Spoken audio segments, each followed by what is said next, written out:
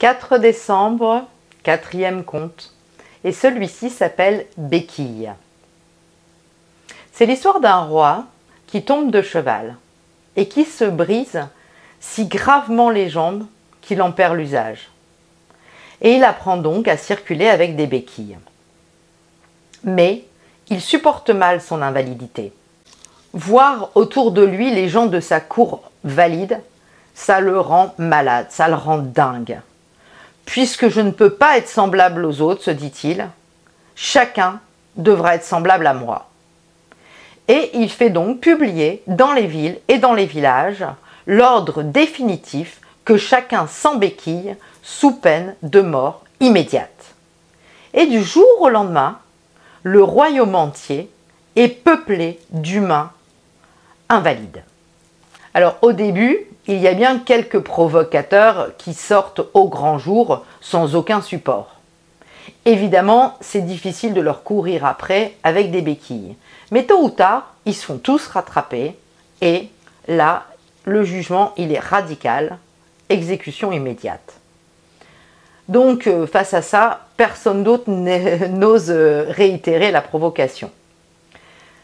Alors, afin d'assurer la sécurité de leurs enfants, les mères enseignent d'emblée à leurs bambins comment marcher avec des béquilles. Il fallait s'y faire, on s'y fit. Et ce roi vit très vieux. Plusieurs générations naissent sans jamais que personne n'utilise librement ses jambes. Les anciens disparaissent sans rien dire de leur lointaine promenade, sans oser ensemencer dans l'esprit de leurs enfants et de leurs petits-enfants l'idée qu'on puisse marcher de façon indépendante sur ses deux jambes. À la mort du roi, quelques vieillards tentent de se libérer de leurs béquilles, mais il est trop tard, leur corps est usé, leurs muscles ont fondu, et désormais ils ont besoin de ces béquilles. Les survivants, pour la plupart, ne savaient pas se tenir droit. Ils demeurent prostrés sur un siège ou allongés dans un lit. Et ces tentatives isolées sont considérées comme des doux délires de la part de vieillards séniles. Ils ont beau raconter qu'autrefois, on marchait librement, sans béquilles. On les considère de haut, avec l'indulgence joyeuse qu'on donne aux vieux radoteurs. Mais oui, grand-père, allons, c'était sans doute du temps où les poules avaient des dents.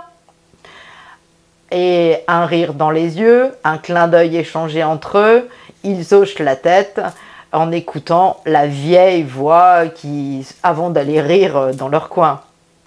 Mais là-haut, dans la montagne, vit un solide vieillard qui décide sans hésiter à jeter ses béquilles au feu dès que le roi meurt.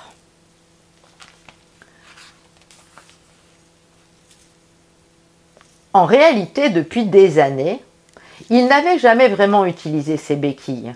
Dès qu'il était seul ou qu'il marchait dans la nature, il utilisait les béquilles juste pour aller voir les autres villageois. Donc, il n'avait pas perdu l'usage de ses jambes.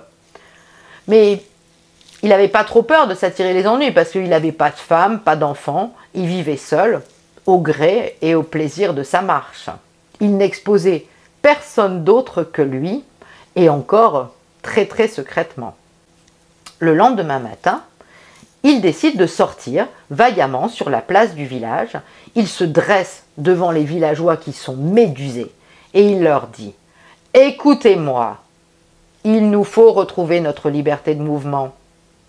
La vie peut reprendre son cours naturel, car le roi invalide est mort désormais. Demandons que soit abrogée la loi qui contraignait les humains à marcher avec des béquilles. » Tous le regardent. Les plus jeunes sont immédiatement tentés. La place grouille bientôt d'enfants, d'adolescents et d'autres sportifs qui essaient d'avancer sans béquilles. Il y a des rires, des chutes, des écorchures, des bleus, mais aussi quelques jambes cassées. Car les muscles des jambes et des dos n'avaient jamais appris à fonctionner, et à soutenir le corps. Le chef de la police intervient de suite. « Arrêtez, arrêtez! C'est trop dangereux! Toi, l'ancien, va vendre tes talents dans les foires. Il est clair que les humains ne sont pas faits pour marcher sans béquilles. Vois ce que ta folie a provoqué de plaies, de bleus, de membres cassés. Laisse-nous vivre normalement. Disparais. Si tu veux vivre tranquille, ne tente jamais plus de dévoyer cette belle jeunesse. » L'ancien haussa les épaules et s'en revint à pied chez lui. La nuit venue, il entendit gratter discrètement à sa porte. C'était si léger qu'il attribue le bruit au bruit d'une branche grattant sur la porte. Donc il n'ouvre pas. Et là, quelqu'un vient toquer à la porte. « Qui êtes-vous? Que voulez-vous » demande-t-il. « Ouvrez, grand-père, s'il vous plaît » chuchote une voix. Il ouvre et il se retrouve face à 10 paires d'yeux brillants qui le regardent ardemment. Un gamin s'avance et murmure. « Nous voulons apprendre à marcher comme vous. Accepteriez-vous de nous prendre comme disciples ?» « Comme disciples? Oui, c'est notre désir. »« Enfant, je ne suis pas un maître. Je ne suis qu'un humain en bon état de marche, au sens le plus simple du mot. »« Maître, s'il vous plaît » demandèrent les enfants. L'ancien avait envie de rire, mais en les regardant, il était ému. Il comprend que l'affaire est grave, essentielle même, que ces enfants-là sont courageux, ardents, pétris de vie. Ils portent les chances de l'avenir, donc il ouvre sa porte largement pour les accueillir. Et des mois durant, sans rien dire à personne, ils viennent seuls ou par deux pour rester discrets.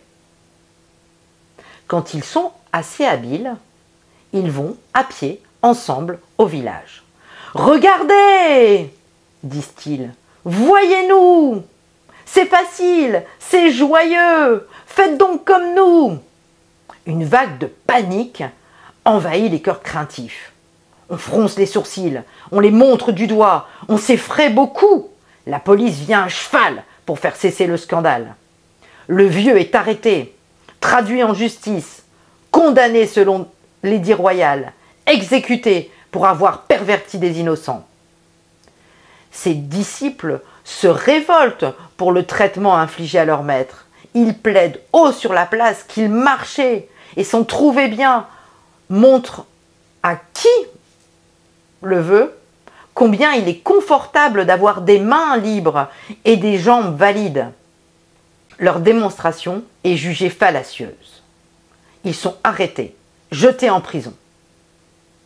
On estime cependant qu'ils ont été entraînés dans l'erreur et on leur accorde des circonstances atténuantes. Aussi, ils ne sont condamnés qu'à de très légères peines. Certains obstinés ne veulent pas renoncer à prétendre qu'il faut marcher sans béquilles.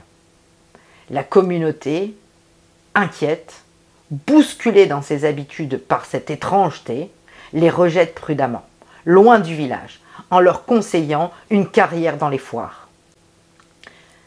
Et pour les autres, qui restent et qui insistent trop vivement, eh bien, il faut appliquer la loi.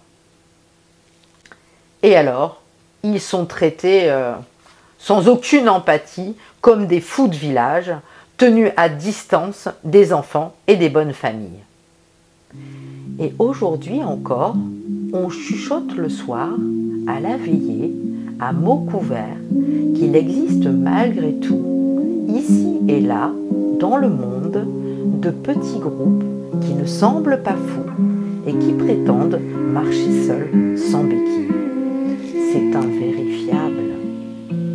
Et on enseigne aux enfants que ce ne sont là que des contes. Voilà, juste pour vous dire que, évidemment, ce magnifique conte, eh bien, vous a, comme moi, fait penser aux derniers mois que nous venons de vivre.